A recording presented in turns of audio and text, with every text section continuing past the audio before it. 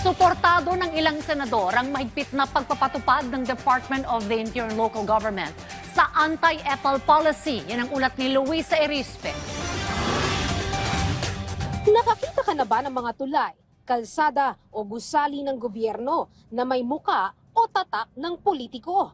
Ipinagbabawal na yan ng Department of Interior and Local Government. Sa ilalim kasi ng Memorandum Circular 2026-006 na inilabas ng ahensya, bawal na ang imahe, logo o kahit slogan ng politiko sa mga proyekto ng gobyerno. Ang utos naman ito, suportado ng liderato ng Senado.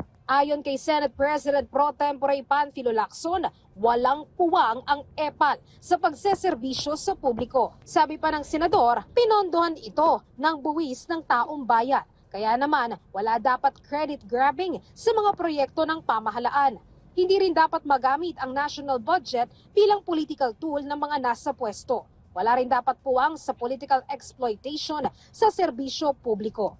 Samantala, hindi lang naman sa mga proyekto ng gobyerno sinusuportahan ng Senado na magkaroon ng ipatutupad na anti-EPAL guidelines. Sa Committee on Social Justice, Welfare and Rural Development, sinabi ni Chairperson Senator Erwin Tulfo, bawal na dapat ang politika sa pagbibigay ng ayuda. Sakaling maisabatas ang AIX, ayon kay Senator Tulfo, babawasan nila ang requirements para makakuha nito tulad ng marriage contract at indigency form.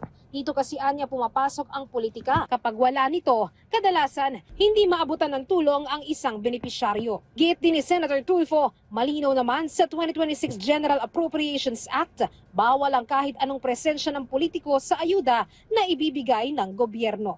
Luisa Erispe, para sa Pambansang TV, sa Bagong Pilipinas.